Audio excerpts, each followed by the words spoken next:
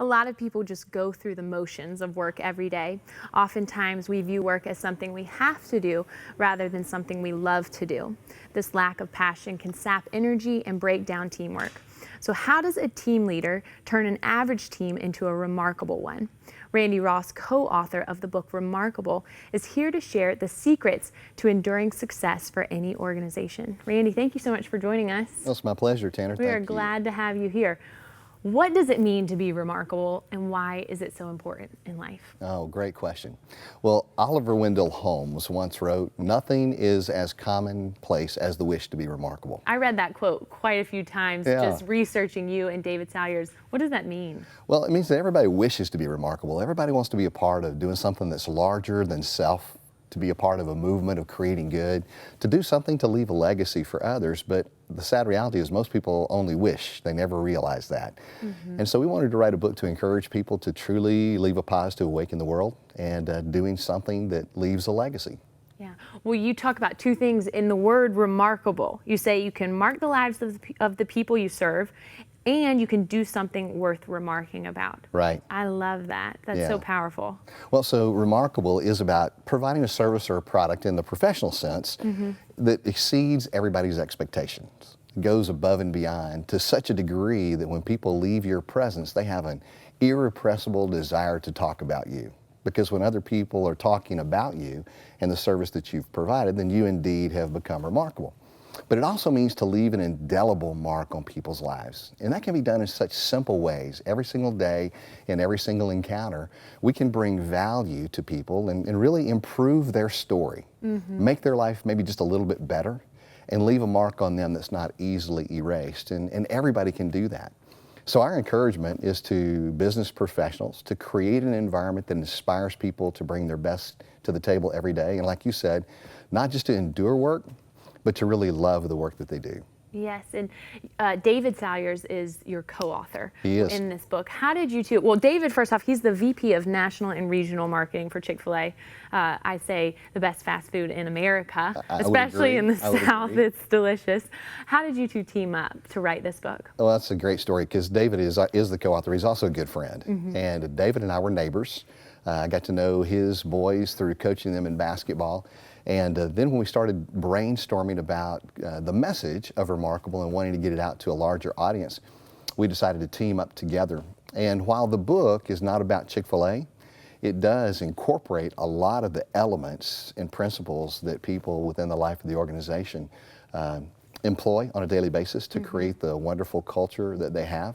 And we were very, very fortunate to have Truett Cathy, the founder of Chick-fil-A, before he passed away a little over a year ago, actually write the foreword to the book. And so that was a great honor for us as well. That's really neat. Is it bad to be just normal in life? Why do you encourage people to be remarkable? Why can't we just kind of go on with the status quo if we're satisfied with that? Yeah, well, great question. Let me back up and say it like this. I think that one of the things we wanted to do was dispel this notion that remarkable is about getting rich and being, famous or having notoriety. That really, the whole message of Remarkable is not about getting rich, it's about being rich. Being rich in good deeds. And that the way that you are remarkable is that you become a value creator as opposed to being a value extractor. Normal in our world, in business sense, is all about extracting as much value as you possibly can from all of those around you. And it begins at a very, very early age. Even when we go out into the marketplace, our whole thought is graduated from college. We want to have the best grades that we can, to get into the best school that we can, to get the best internship that we can, to get out and get the best job that we can. And usually we define the best job as that job that pays the most. But our focus on being that is all about how much can we extract from an organization that we go to work for our own personal benefit.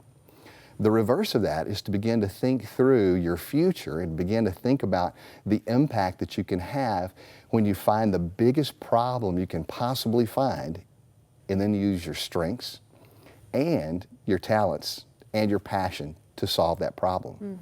And that's why we say that, retirement is not something to be, that's not the finish line. Because everybody's looking forward to retiring. I know that David talked about graduating college and saying, I want to be retired by 35. Right. That was his goal, to be retired by 35. And I can't tell you how many college students, I probably was one of them, that said, how great would it be to be retired by 35? Exactly. And that's the focus that many young people have. But we've known a lot of young professionals who've had the privilege to be able to do that, to retire at an early age. And here's the funny thing. After they go out and they retire, they play golf, they go fishing on solo fishing trips, and after about 6 months, they're bored. They're bored. Because it's not about being able to quit doing what you're doing, but it's finding something you love to do that so captures your attention you never ever want to retire. And Truett Cathy was famous for saying, you know, if you love what you do, you'll never work another day in your life. Yeah. And so that's what we want to encourage people to do is leverage their passion and their strengths to solve problems, and that can captivate your attention for a lifetime, because the secret to fulfillment and meaning in life, the secret to what we call living on purpose, with purpose, and for a purpose, is really to see that your life is bringing value to other people, which really plays into the maxims of the book. Yeah. Well, talk to me about the Maxims. There are 4 Maxims. There are. Tell me a little bit about what they are and explain them. Okay. So the book is really talking about maxims, and maxim is not a word that we commonly use, but a maxim is a universal truth. And think about it this way: when you apply these principles, it will maximize your performance. And so these are maxims drawn from the field of axiology. And I doubt that was Lots of big words floating around here. I doubt that was a topic of conversation last night at dinner. But axiology is actually a fascinating field of study, because it's the science of the study of values and value constructs and value creation. And so we draw 4 maxims of value creation from the field of axiology. And quite simply, those are the maxim of creativity, the maxim of positivity, the maxim of sustainability, and the maxim of responsibility. Those 4 maxims, we try to bring in a very fun narrative the principles that literally can help transform your average work week into something that's transformational. I know all of them are very important, but there were 2 specific ones that I wanted to talk about, and that was creativity and then positivity. Okay. Can you explain those a little bit further? Yeah, so the maxim of creativity just simply says this, that we all, by our nature, are value extractors. But by design, we were created to be value creators. So by design, we're value creators. The problem is that's our hard drive, but our software is broken. Right. Right? And so as we enter into any endeavor in life, we all have a tendency to enter into it from a position of how can we strategically position ourselves to extract as much value as we possibly can. And the maximum of creativity is just the opposite. It really encourages people to fight against that natural urge to be an extractor and to be a value creator. In other words, moving from being a consumer to being a contributor. Right. And one of the ways that we talk about that in the book is just helping people understand the difference between your value grade and your pay grade. You know, people often ask, when's it appropriate to ask for a raise, you know, looking for that next, Right. you know, opportunity. And we always say, you don't have to worry about that if your focus is right. Because if you're worried about how much you're getting paid, that's value extraction, Right. what you're taking from the organization. But if you'll focus on what you're bringing to the organization, then it's really quite simple. When your value grade, or what you bring to the organization, far exceeds your pay grade, then you'll become invaluable to the organization. And you won't have to worry about that. The organization will take care of that. It's a nice thought. Yeah, so that's the maximum of creativity, is helping people understand that they are designed to create value for others. And positivity. So positivity actually flows off the heels of that, and it simply says that all of the good things that we want in life are a result or a byproduct of creating value for other people. So success, happiness, fulfillment, those aren't things that you can set as goals and actually achieve them. I mean, think about it. Happiness. John Templeton, a very wise man, once said that happiness pursued eludes, but happiness given returns.